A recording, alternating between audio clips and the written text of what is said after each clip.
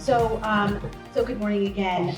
So I wanted to talk a little bit more about peer mentorship, but before I do, I did want to make a quick plug for the fact that we are going to be doing a term faculty symposium February 20th. So please save the date. We're going to have 3 panels, one that's about research active term faculty, one that's about currency in the field and some of the cool and creative things that term faculty are doing in currency in the field, and the third about faculty service, particularly term faculty service that has led to leadership positions. So I do hope you'll all think about attending that. Oh, yay, slides. Okay, good. With that, I'll move over here. How do we click through? Oh, you are? Okay. All right, so how many of you all have heard about peer mentoring as a concept? Okay, so if I could just have somebody share, what do you know about peer mentoring? Yeah, Chris. It's been tried many times on campus and often very disparately in different units at different levels, including the college level, the department level, and it is variously successful depending on where it's run. Okay. And whether it's long-term or short-term, it's also dependent on where it's run out of. Okay, good to know. So it has a long history here, but sort of an uneven history. Okay, anybody else want to jump in? Yes. I've been looking at mentoring constellations and sort of the village of mentors that you might need at different points in your mentoring process. And one of the examples from another university was assigning 2 faculty mentors to each new faculty member so that they could get different types of mentoring from each person. Because some people might have stronger, career advice. Some people might have more cultural adaptation advice. But that idea of a network, I think, is really what I've heard a little bit about. Yeah, great. Yeah, I'm so glad you brought that up because that is definitely one of the advantages of peer mentorship. Next slide, please, Darrion. So if you are familiar with traditional mentoring limitations, traditional mentoring is usually what we have in higher education, right? And it's dyadic, which means it's just 2 people. It's generally hierarchical, where you have, quote unquote, a senior faculty member mentoring a junior, quote unquote, faculty member. And therefore, there's a little bit of a power dynamic there that sometimes makes real communication or connection difficult. It can be haphazard because really it's a bit of a luck of the draw in terms of who you get as a mentor and whether they actually can really support you or that they're interested in supporting you. So that's another negative. It's also quite siloed because usually it's somebody within your own discipline or department. And so if you are somebody that might be interested in interdisciplinary work or collaboration across fields, that can be a little bit more difficult and, limits your view of the institution as well. It often is also narrowly career focused. So the point around mentoring for different reasons is actually really important because we're not just mentoring people solely on their professional arc. A lot of it has to do with their identities and how the experiences of different people are affected by their, by their identities. And then again, identity neutral sort of related to that is that, we don't usually assign mentors based on people's stated needs. Say for example, I really wanted a woman mentor. That doesn't necessarily mean I'm going to get one, or somebody that understands work-life balance and raising kids, not necessarily going to get that. And then it's always been historically built on achieving tenure, right? It's very traditional. We, of course, at AU have almost half of our faculty were term and continuing appointment. And so when you consider that those are non-tenure track faculty, mentoring towards tenure doesn't necessarily make sense. Next slide. Okay, so as far as peer mentorship, and we talked a little bit about these benefits, what peer mentorship does, and I should explain what that is, this is when you have a group of people, and in our case, our cohorts have ranged between maybe about 7 to 12 members, along with at least 1 or maybe 2 cohort leaders. So what we've been able to do with this is we've been able to really expand mentoring capacity and access. Rather than having just one mentor to one mentee, you have a mentor or 2 mentors who are working with a group. And the idea isn't that it's hierarchical, right? The idea is more that it's a network. It's a connection among all the different points of networking. And it's also, because you have that larger group, you have mentoring that's based on more than just one shared identity. So right now we have an associate professor cohort They all have in common that they're associate professors being mentored by 2 full professors, right? But other than that, they have a lot of other things that they might have in common, being in the same discipline, sharing a certain gender, or sharing a certain ethnic or racial background, for example. We also have this as a mechanism that, again, decentralizes power and allows people to learn from one another in a way that feels less static, less stiff, more organic. And it also recognizes that the knowledge doesn't actually reside just in one person, that it's actually quite dispersed across people's different experiences. Another really huge benefit is eliminating silos. This allows for interdisciplinary collaboration, for us to get to know the policies and practices across schools. When we talk a little bit about what we did last year, we'll talk about how one of the biggest interesting takeaways was how much people appreciated the breaking down of barriers across schools. Because we really do live, as faculty, we tend to be very much in our silos, teaching our classes with our department at the most, but we don't necessarily get that access to the wider university. We also believe that it builds institutional trust and transparency. Why? Because it helps to correct misinformation. It helps to inform people in a way that hearing things through a rumor mill may actually be, negative, right? And whereas hearing information that is then verified by people who, in the administration, that actually really helps. So you have this connection to administration, which we'll also talk about a little bit more. We get a lot more diverse ideas and topics that come up in group discussions and peer mentorship cohorts. And by that, we find that the sense of belonging, particularly for faculty, women faculty and faculty of color, greatly improves. And lastly, but very importantly, the burden on mentors is less. They are less responsible for everything and much more sort of a part of a network or much more in a facilitation role as opposed to a straight leadership role. And I'm sure some of us could talk about that. Ralph, did you want to chime in at all? Because I think I have you on that slide too, the last slide. Darrion, did you want to add anything? Sure. I guess you'd said to me you're one of the people that came back from the second year. Why did I join the second year? Okay, as well. Right. And I thought about it. What I said to you originally, but I as I'm sitting up here, first off, I love being at the university. I think I love teaching here. I love interacting with you all. It's what I want to do. I spent 20 some years private business beforehand, and while feeling like a big shot, I yearned across the sea, so to speak, at what a life would be as sort of a lifelong learner, being intellectually involved. And here I am. I'm there. But yet there's more to do, right? And the more to do is continuous improvement and how we can learn from each other, improve, and all of that. I come from the term faculty world, and the thing I'd mentioned to Priya and the thing we mentioned on this slide is term faculty come in lots of different shapes and sizes.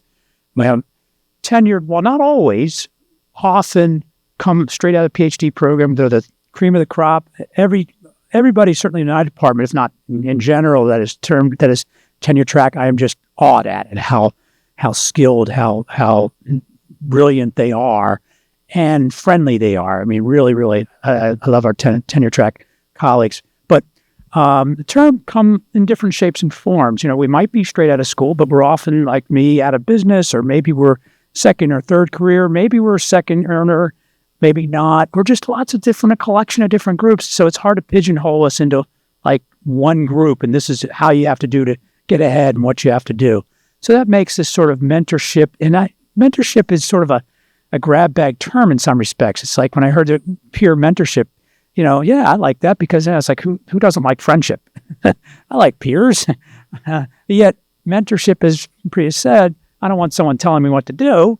So it's a little interesting thing. So anyway, bottom line is I wanted to be involved with this. And then also when Priya asked to research active, because that's also the sort of give and take, being term faculty and yet also wanting to be very involved in research as much as I can and learn from other peers that are in my position, how we go about doing this. So I'm not sure that's that coherent, but that's about what I want to say. Thanks, Ralph. And I should also mention I'm term faculty as well. So, the experiences of term faculty resonate a lot with me. And I came from professional practice into academia. Okay, next slide. Okay, so in talking a little bit about our first year's peer mentorship cohort, this is the second year that we're running the advanced peer mentorship cohorts. Our first year was our pilot. So we were really trying to figure out what worked best. At that time, we created 2 peer mentorship cohorts. So there was one for tenured associate professors, and the other was for term faculty at any rank. And the reason that we chose those 2 was that associate professors with tenure often, the data shows us, the research shows us, that they'll stall out, that they actually never go for full. They achieve tenure, and then often they just, get too preoccupied with service and other commitments that pull them, particularly women and people of color. And they never go for the full professor. So the idea was, let's make sure that they're getting the mentorship. The other thing is that the dyadic mentorship relationship that they had pre-tenure doesn't persist beyond the tenure after achieving tenure. Term faculty across the university were never systematically mentored. And so the idea was we really should be mentoring them, which is why we also targeted term faculty. So we had those 2 groups. We had 22 total participants. They came from all the schools. They came from different backgrounds, different years of service at AU, different races, genders, etc. And the format was that they met once a month, roughly, throughout the academic year through a combination of face-to-face and virtual meetings. What we found that it was actually really difficult to convene people once a month. As you can imagine, people's schedules being what they are. If you're on any committee, which I know you all are, you'll know how difficult meetings are to schedule. So we wanted to see if we could try a different format. And with that, I'm going to turn it back over to Darrion. Yeah, so as Priya mentioned, it was very difficult getting a group of faculty, in some cases 10 per group, at one place at one time for a 2-hour meeting once a month. There's just so many commitments that people have, teaching, service, home life. There's so many different factors that play a part into why it was difficult to bring people together at one point in the month.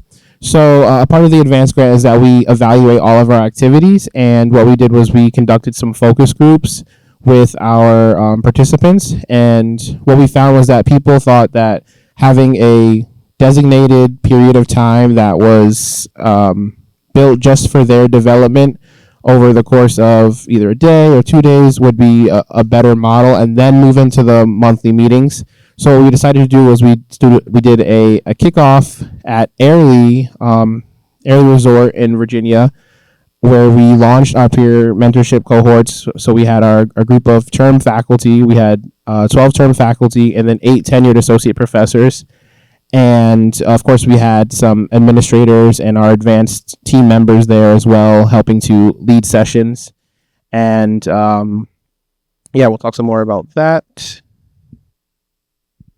And I also want to mention that we had funding from the Office of the Provost and, of course, the advanced grant that helped made that happen.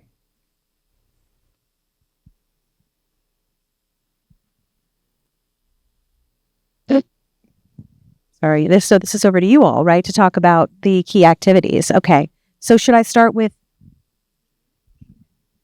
So this was the first year that we had the mentoring group for associate professors. As Priya mentioned, there are good reasons that people's careers in a research sense, in a tenure track sense, may slow down after they achieve tenure. And those reasons were surfaced in our cohort of 8 at the Airlie retreat earlier this last fall. And it really is about a level of responsibility that people are appropriately expected to assume at the university as leaders, as administrators, plus raising a family, plus living far from campus because people, can't afford to live close to AU's campus. So in order to be productive, it's hard for people to stay connected to the main campus. So there are lots of people are pulled in many directions, and there's no villain in this story, but we were able to, at the retreat, surface these things during 2 days. And we had folks, some of who had just gotten tenure, had gotten tenure early and were already thinking, okay, how do I keep this train moving and not get derailed by the administrative pressure?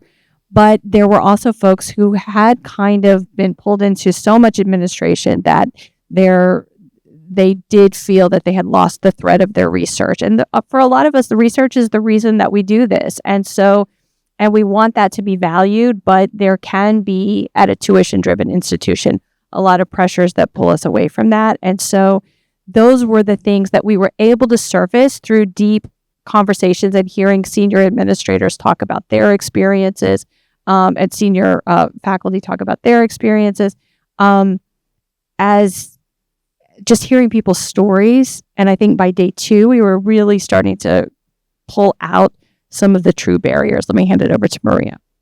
Thanks so much. I think that gave us a really good overview. So it was really interesting, right, to run these focus group style discussions with tenure-line faculty, all of whom were associate professors. Just to give you a little more concrete examples based off of what Jennifer was talking about, one of the things that in some ways surprised me was the question, why should I go up for full? What is the point, literally? And to me, that was a little surprising because I was coming from a perspective, I think more traditional perspective that said, this is just what you do. You know, the good student, right? The glorified student, the life learner who keeps going. And so that question originated from different places. Number one, it means more service. It means more administrative work. Some of which, a lot of which I'm not necessarily getting paid for. Getting full means an X amount over my base salary right now, which really isn't a big enough carrot in some cases. For some it is. You know, it can really make a difference. For example, I'm thinking of one particular person, not in our group, but a separate mentee that I have who said, I'm a recently divorced woman, and this amount over my current salary is truly going to make a difference for myself and my children.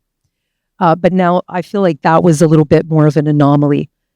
Many people were questioning, like, why should I do this? I'm already overburdened with service. I'm already not making enough. And so in terms of time, not just money, you know, time, right? Time with colleagues, time with friends, time with family. So this just doesn't seem like there's a real true incentive here. The other reason I think that emerged for people sort of quote unquote being stuck is the work-life balance. You know, reaching a point developmentally in your life where you need or want or both to spend more time with family, you know, caring for aging parents, children, adolescents, young adults who still need help, you know, who still need guidance, who still need a parent to be there more often than not. So that I think emerged as a main theme as well. And I mentioned the financial part as well. So I think for the group discussions, realizing that the political does become personal and vice versa, right? That they're real, you know, people, holistic people who don't just think, in this case, getting full from a professional perspective is the only thing that's driving them. But this idea that they have to balance other life roles and really make everything work. And so it does become very personal. We heard stories of people having, you know, other family members, for example, a spouse, pushing them to become full professors, that, you know, this is about prestige, or this is about, you know, like, you've worked so hard, like you have to keep going to get this ultimate prize, those sorts of things, you know, that were coming from a family perspective, a family member. I think I'll stop there. Yeah, Jets might have. So I was one of those people who were like, why full? You know, and I think one of the driving factors for me going to participate in this program was to really understand that question and why I was asking that question.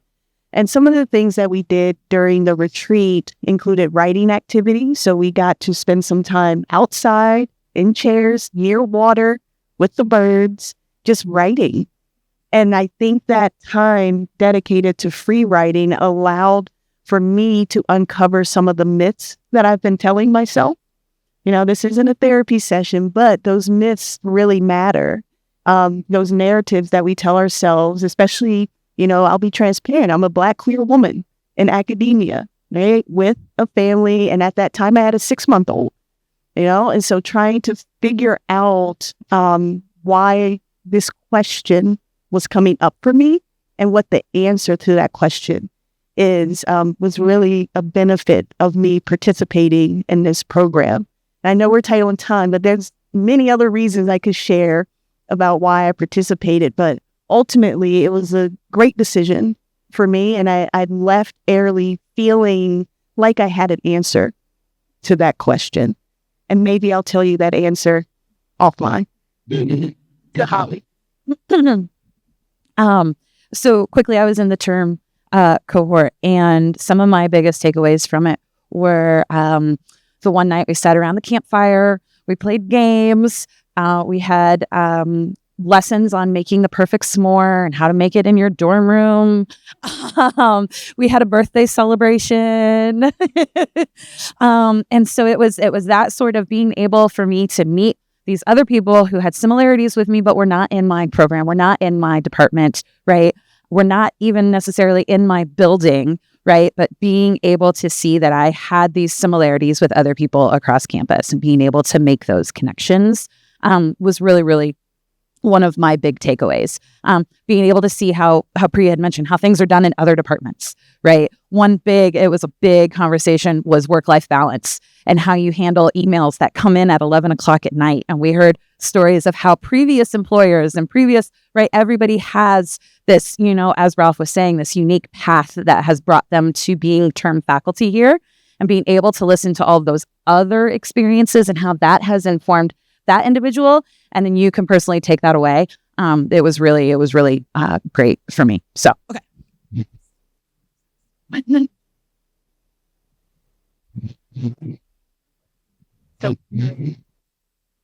Okay. So, Nuria and I are facilitating the Research Active Term Faculty. It's got a lot of names and acronyms in there, group.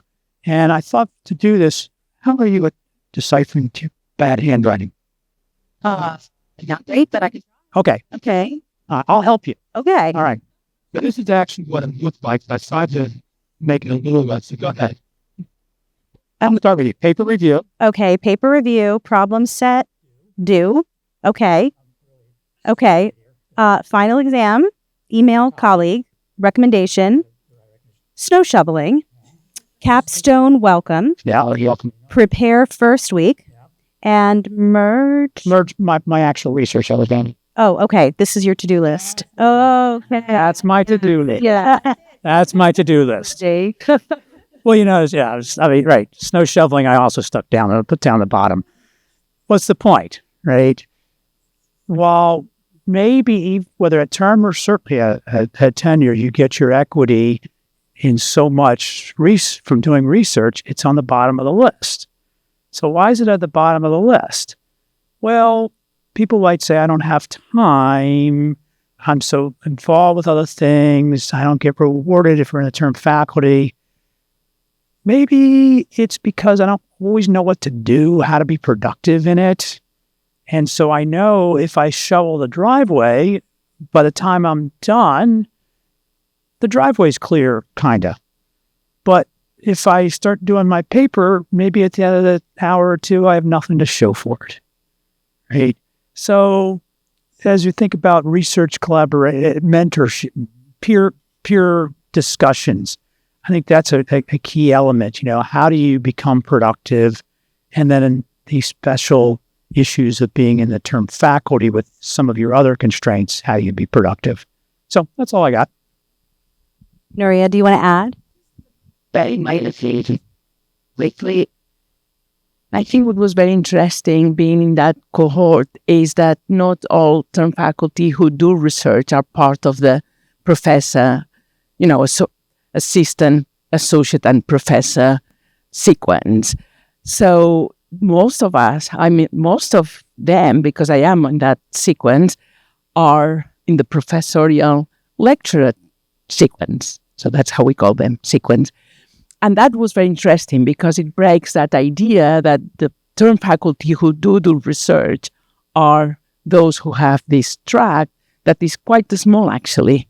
So, we got involved into that conversation. I think it was very interesting to see how many people who are professorial lecturers or senior or first, they still try to keep research up, right?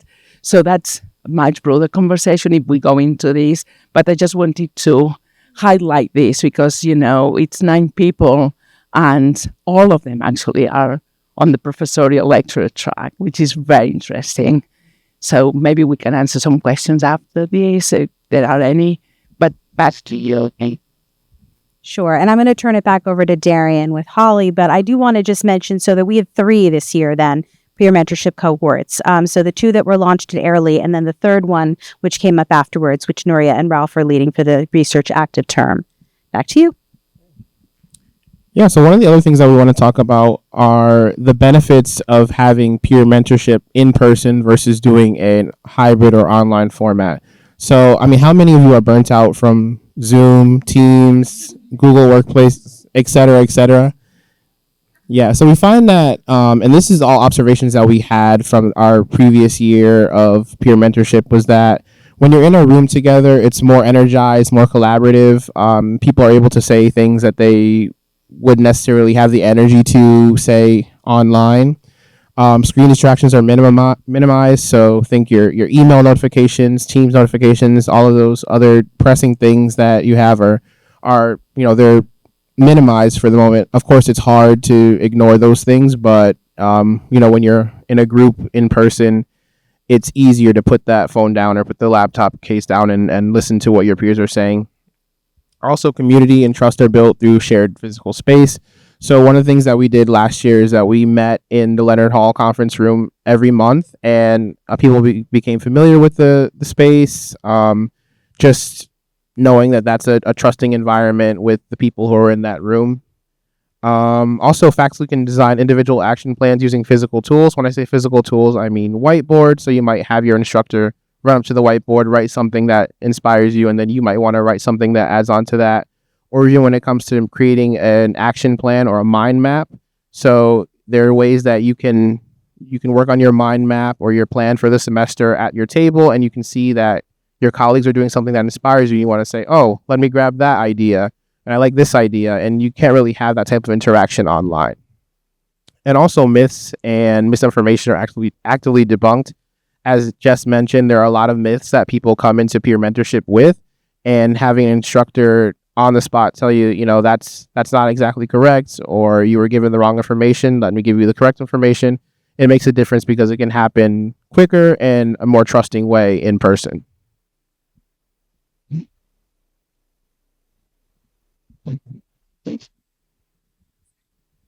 So I was also just going to add to, so when I came to AU as term faculty within the biology department, I kind of lucked out in that Rebecca was kind of actively taking on that unofficial mentorship role for other term faculty.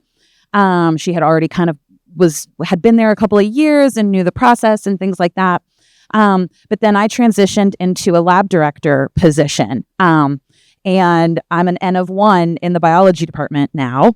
I am, there's an environmental science lab director who is also an N of 1, and there's a chemistry lab director who's also an N of 1. And our sort of job requirements are very different than what they were when I first came on as just a professorial lecturer. And so I lucked out in that I had sort of that built-in mentorship within my department initially.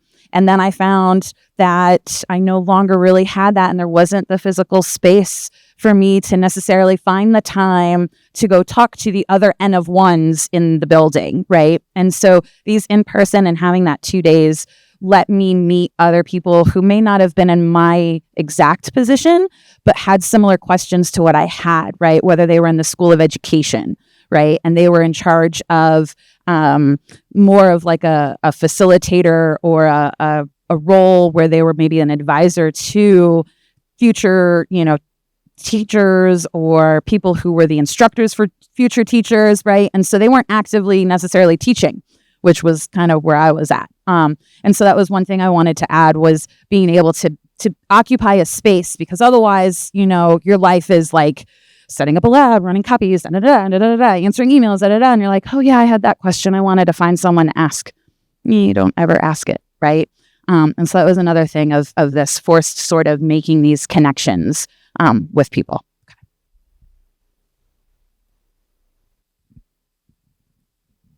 Okay, so we also wanted to talk a little bit about the institutional benefits, right, of peer mentoring. So you heard a lot about what happens within a peer mentoring cohort, but we really see this as institutional transformation. One, because the change happens from both the top down, but also from the bottom up, right? So with peer mentoring, you've got, as I mentioned before, an expanded capacity to deliver mentoring to more faculty, which it has an exponential effect, right? Because whoever is in our peer mentorship cohorts, they benefit directly, but they then go on and talk to their colleagues and they provide them with information. And so you're sort of spreading information across the university, which is really very good for administration, honestly, because as much as we might try to communicate, it doesn't always get into that echo chamber, whereas faculty speaking to one another really does.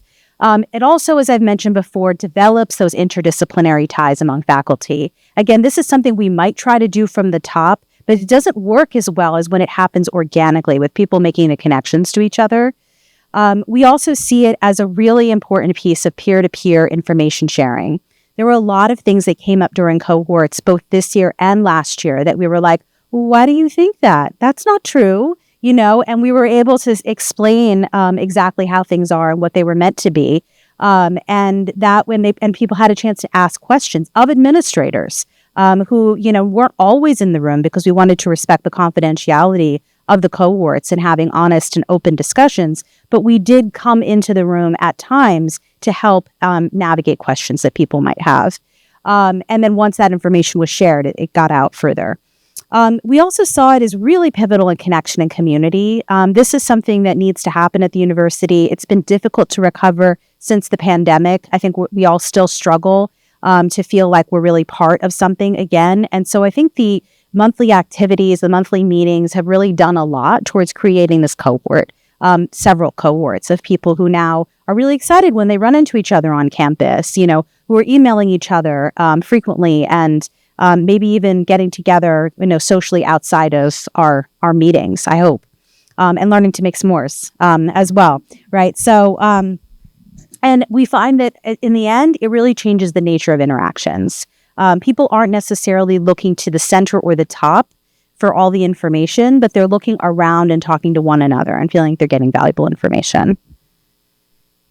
And let's see, next slide. Okay, so this is Maria and Jennifer and the full. Yeah. So I really like what you said, Priya, because in my mind, to highlight something Holly just said as well, Rebecca formed at the beginning sort of this informal mentorship model for you. And that's really what it's about. I think many of us in this room have served as informal mentors or have received this sort of informal mentorship. And what Priya is talking about, when you can begin to institutionalize it, not force it, but institutionalize it so that it becomes from the ground up, supported through institutional resources, structures, policies, that then become the norm, right? We then create a community of norms that is about peer mentorship, right? Which many of us are already doing, but it's wonderful when an institution, ideally, and I'm not saying it's perfect, but I think we're moving towards it, and certainly this grant has allowed us to formalize it more efficiently, more effectively. That's, I think, the huge benefit. So in one example, and I know many of us are doing this now as well, I turned an informal mentorship mentee relationship into a formal one through this program, and that just developed organically. The other thing it can do, which it did in this example I just provided, is cross-unit, cross-school mentorship, which is wonderful as well. And I don't think that would have happened had it not been for this type of structure.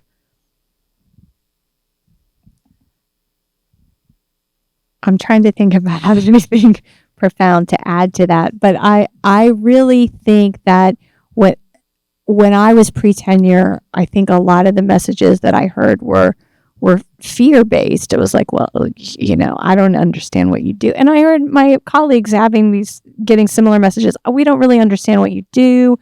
Can you explain it differently? I don't know. Other people haven't made it. Just keep going. Maybe it'll work. And it was vague. And so I try to be a no BS zone for whoever I happen to work with who is more junior in the field than me or more senior. And so I just think we need that. We need honesty and transparency about what does this work look like? And there are always going to be trade-offs.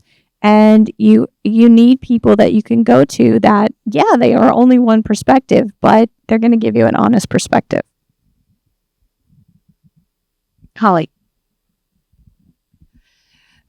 So, we've been talking about sort of the faculty and that sort of, but the slide also talks to how we're now sort of participating in this idea of shared governance, right? And things can go back up towards the administrative level, right?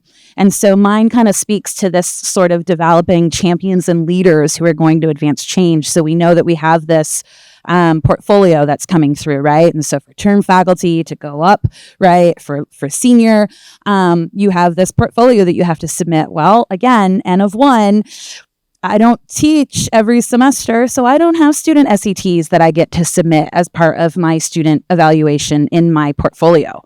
It's like a big chunk, right? And so there was plenty of conversations. There have been continuing conversations at our coffee meetups and lunches and things like that. And I've had an advocate sort of develop, and Rebecca has kind of not pushed back, but has brought it back up to the administrative level of how can we accommodate this situation for Holly? She's not completely unique, right? We need to have, and so informing more of the flexibility of what those student evaluations can look like based on what that role is for that term faculty member is super important, because it's informing the administration that they still need to do some work on making this a flexible portfolio process, right, to be inclusive of everyone and all of their roles and positions. And so I just wanted to share that as sort of it's another way where we get to sort of then inform the administration of other things that are happening down, boots on the ground, of what that needs to then become and how they need to include that in their processes and procedures. I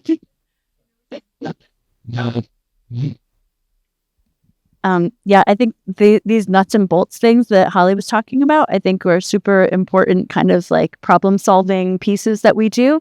And then back to Jennifer's awesome comment about, like, you made me think of this story when you mentioned the kind of fear-based piece of what faculty were experiencing. When I first showed up to go to our early retreat, I met with the group that was waiting for the bus, and one of our term faculty colleagues said, like, hey, I'm one of the termites. I'm a term faculty member. I hope term doesn't mean short term, because that's what it feels like to me, this label of term faculty. This person had kind of interpreted that to mean like the university already like expects me to only be here for some set amount of time and not make this a career, right? Like they don't expect me to stay, I'm term, right? And so I think a lot of what we did was kind of like, Priya also introduced this idea of like demystifying the administration or like the leadership, right? So to reinforce the idea that the whole existence of AU Advance says like, we don't want you to fail. We want you to stay here. We want you to succeed, right? Like, but I know that two things can also be true, right? We still have to perform at an excellent level, and right, like there are ways that there are obstacles we have to overcome, but at the same time, the administration does not want us to fail. And I think that was like one of the resounding messages that came across during our work together at the workshop. Thank you, Rebecca. Okay, for the final section of our session, we want to get down to the unit level. And before we start talking about some suggestions and recommendations for the unit level and things that you can bring to your own units, we want to get a sense of some of the things that you may have already seen happening in your units. So some of the organic or organized peer mentorship models that you've seen, and how are they beneficial? What were the limitations and things that could have been improved? If anyone has any thoughts about that. I was second to think too. Sure. Thanks, Dan. I've been here a long time, and 25 years ago when I started, there was very few term faculty. And on my very first day here, I was assigned a faculty mentor, which was Bob Karch, who has been here 50 years now. And that first year, we actually met for lunch twice, and we didn't necessarily have deep academic discussions, but it was nice to know that I was welcome as a 1-year contract term faculty at the beginning of what I didn't know, but now has been a 25-year career. It was nice to have that, and I'm not sure that exists formally anymore. And I was assigned that on my first day at the orientation, and I'm not sure that there's anything like that anymore. And I still see Bob Karch. I don't think he remembers me, but I still see him around, and it's still impressive to see him still here after 50 years.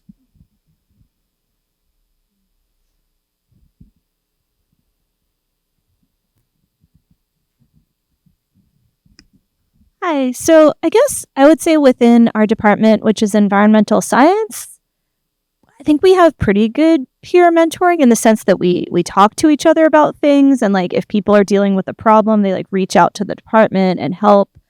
I feel like the main limitation is that many of our departments are small, and so you don't necessarily have peers in your department. Like sometimes you do if there was someone that happened to be hired within a couple years of you, but sometimes you just don't. In a department that has like 7 or 10 people, you may just be dealing with things that like nobody has any relevant experience with. And so I think that's the biggest benefit of this, is that you can get a broader group of peers, and also you can interact with people who are not evaluating you in any way, which is really helpful because especially early on, if folks are going to be sitting on your like tenure and promotion committees, or they're going to be doing your merit review, you don't always want to be completely frank about things that you're really struggling with. So, yeah.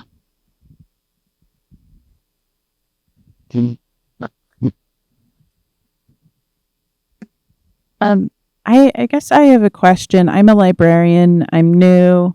I got brought in at the associate level. And I feel like our department, and I have a colleague here who can correct me if I'm wrong. Our department is pretty good at connecting with each other, but I feel kind of disconnected from the larger faculty group sometimes because we have different guidelines. And like, I would really love to be part of a group like this. And I'd like to know if there's room for the librarians and kind of what that would look like in your eyes. Oh, good. Nice. All right, then I just need to sign up, it sounds like. Thank you for sharing.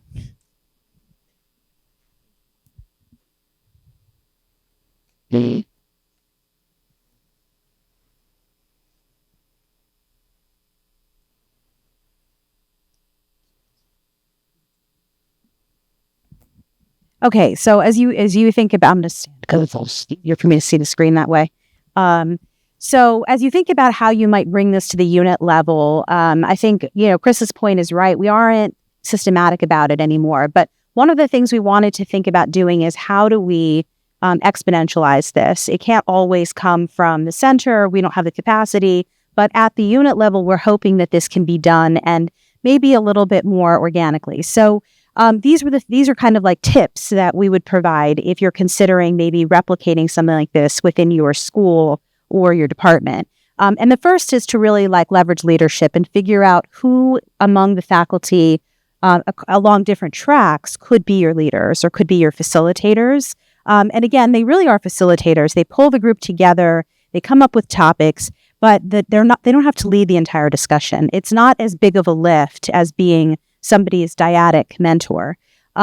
Secondly, it's really important that you think about recruiting faculty who may have less support. So faculty who don't have an assigned mentor, and those that maybe might experience less belonging because perhaps they came in, for example, from another field outside of academia, and they have no idea how to navigate these halls, because that is definitely a real issue, I think, with a lot of term faculty having come in from somewhere else and being like, I do not understand this promotion and reappointment structure at all.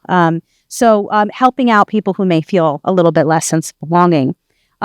Building community as well. So the first and most important thing is building that group cohesion. We were really lucky to be able to do the launch at Airlie this year. I think it was critical in terms of gelling the cohorts. And I think anybody who was there will say that that was a phenomenal experience.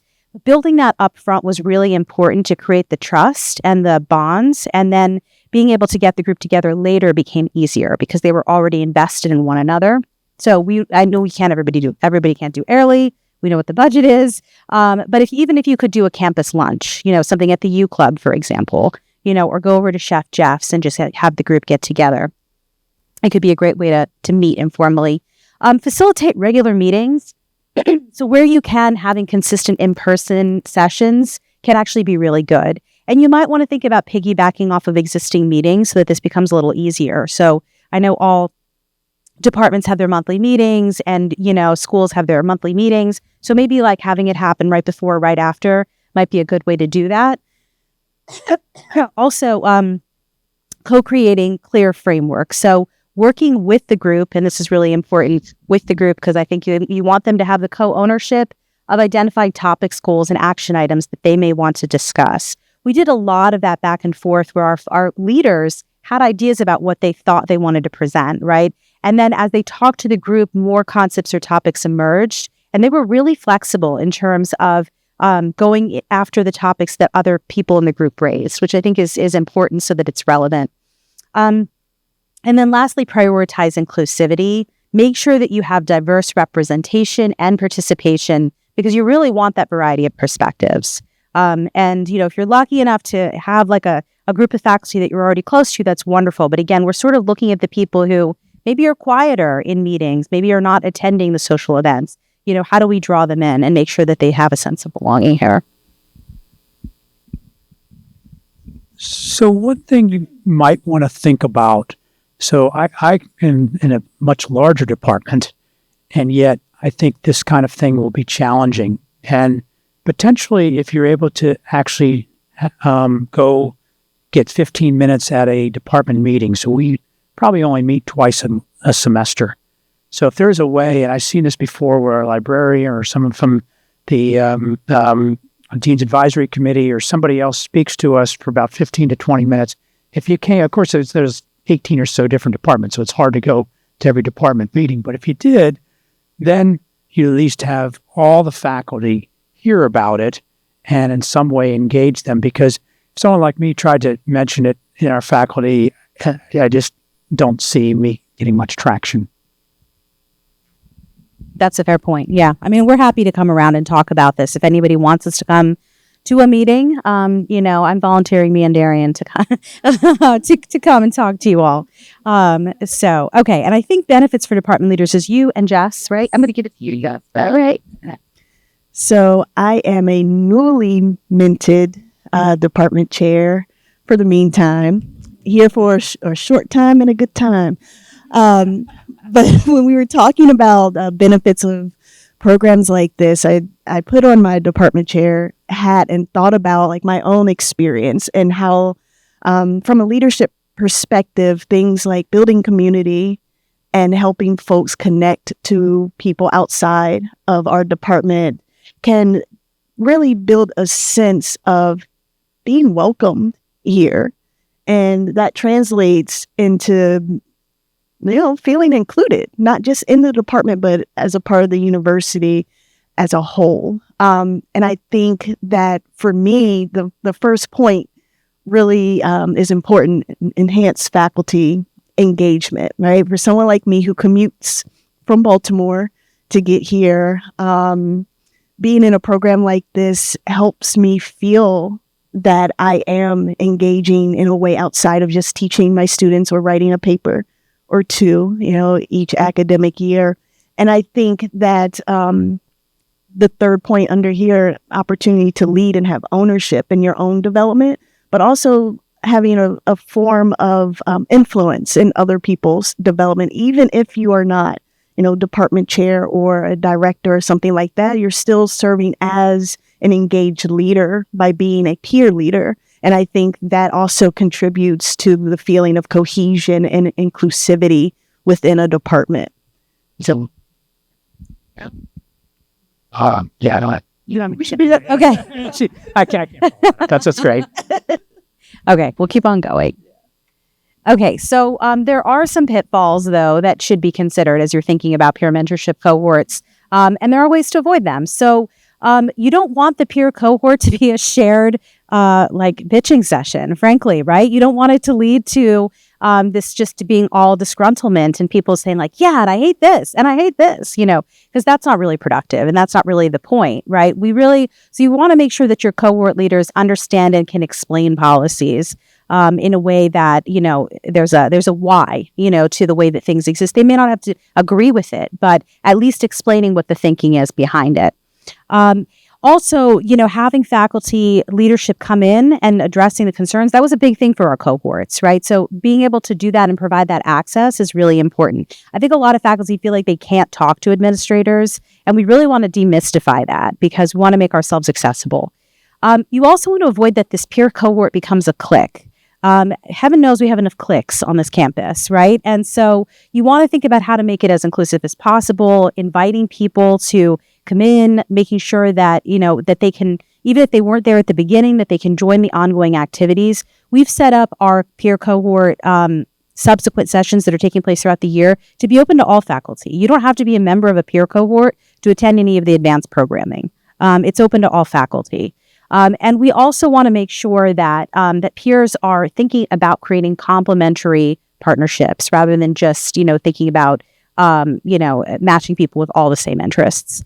The peer cohort really should not reinforce existing divides among types of faculty because this can happen too.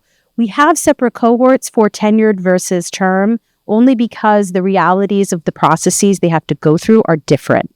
Right. So it only makes sense to separate them on that basis. But wherever possible, we bring those cohorts together as colleagues here at the university. And so we don't want to reinforce the divides that already exist between tenure track and term and continuing appointment faculty. Go back to the other slide. Yeah. So I just said everything perfect, so it was hard for me to find anything relevant to say, but I did think of something. But we don't know what we don't know, right? And that's probably a key thing in terms of trying to network with other people to figure out, that's a great opportunity for me, or that'd be great to do. So an opportunity to lessen our blind spots. Certainly we tell that to our students while you study with other people. So build your networks and lessen our blind spots. Okay. Okay. So everybody loves going to workshops where they then get to kind of take something away, right? That's kind of I want an action item and I want to take it back and be able to. So we want to give you some time to sit and think and share and converse, right? But given the reality of time and budget restrictions, how do you think you could go back and strengthen peer mentorship within your school, your academic unit, whatever that may look like for you? You want to think about gaps, potential champions, and start with small steps, right? And we have a couple of ideas that we have been doing in the biology department that I'll share in a second. But good catch.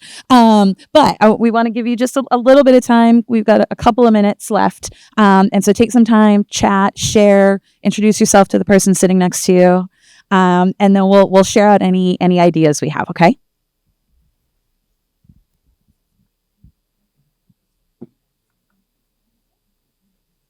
Yeah.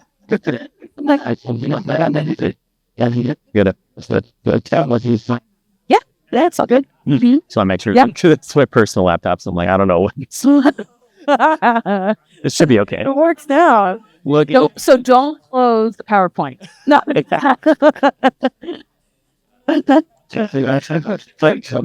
Everything. Number Yeah. Well, it's definitely like God, yes, I'm not. right, exactly. And other two that over because I have that one second. yeah. Well, I believe that I have absolutely Right, exactly. Yeah. Yeah. Then it works fine. All right, well, I'm glad this worked. Yeah. And yes, there you go. Yeah. Yeah. Once we got